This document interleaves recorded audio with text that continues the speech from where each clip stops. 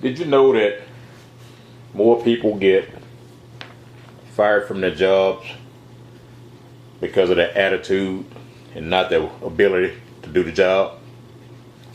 And the reason they get fired from the job because of their attitude is because they don't know how to work with other people because they have poor attitudes. So when you think about attitude, I want you to think about the lion. You know, the lion is the king of the jungle, but he's not the tallest, the fastest, the largest, or the heaviest. But somehow he managed to be the king. What makes the lion the king of the jungle? Well, it's pretty simple. It's his attitude. And when the lion sees an elephant, he sees it as a meal. When the elephant sees the lion, he sees it as a predator, something to be feared. Each animal is a reflection of its own attitude. Now, I've heard a lot of people say they don't believe in daily affirmations, but I do. It's something my mentor encouraged me to do some time back. And I believe we do need to affirm what we want to accomplish daily. We need to increase our expectations for ourselves.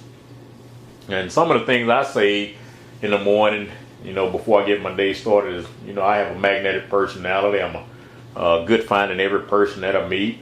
Sharp, quality, ambitious people are attracted to me everywhere I go. Now, starting out with a mindset like that, can you imagine how my day goes? And so I believe we need to affirm what we expect. Our expectations tend to determine our attitude.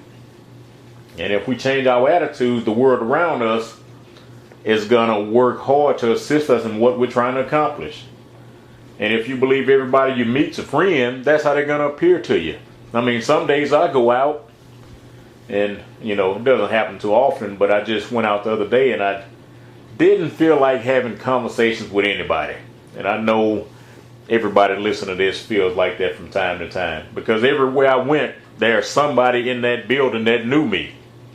And I had done a pretty good job of avoiding all conversation that day. And I was walking across my last stop. I was at a grocery store and I was walking across the store, and it was my last stop of the day. And I ran into one of my college football teammates from the University of Houston. And we sat there and talked to each other for about a whole hour. So, like I said, I don't run into too many days where I don't feel like talking. That was just one of the days, though. So, if you believe each person you meet is no good, that's how they're going to appear to you. And how many of you like to keep a distance from a person because of the way they act and think and behave? It's their attitude that attracts or repels you. If you have high expectations, your attitude will reflect that. And on the flip side, if you have low expectations, your attitude's going to reflect that too. I mean, I can tell your attitude based on the conversation, the words that come out of your mouth. You don't have to tell me anything else. All I have to do is listen to your conversation. And it kind of reminds me of a guy who he felt life hadn't been treating him fairly. He went to the carnival and he saw a sign that said "Fortune's Red, $10. And he said, what have I got to lose? I'm going to go in and pay the lady my money and see what she tells me. So he went in and paid the lady $10. And she said, well, until the age 45, you're going to be broke and busted and unhappy. And for a moment, he was pretty sad. And as he got up to walk out of the booth, a light bulb went off in his head, and he smiled and went back to the lady and he said, well, what's going to happen at age 45? She said, you'll be used to it. You know why he'll be used to it? Because his attitude dictates it. And so the point of the story is to not have low expectations for yourself, because unfortunately you will get used to having low expectations. I remember sitting down. I went to meet somebody at a restaurant one day, and while I was waiting, I saw another gentleman sitting there, and I just struck up a conversation. Recent grad, and I had never met a human being in my life that had no energy, no enthusiasm, and no ambition. I mean, I walked away from the restaurant sad. And so we need to be careful about what goes into our mind. Each one of us has 40 to 50,000 thoughts per day, and over 80% of those thoughts are negative.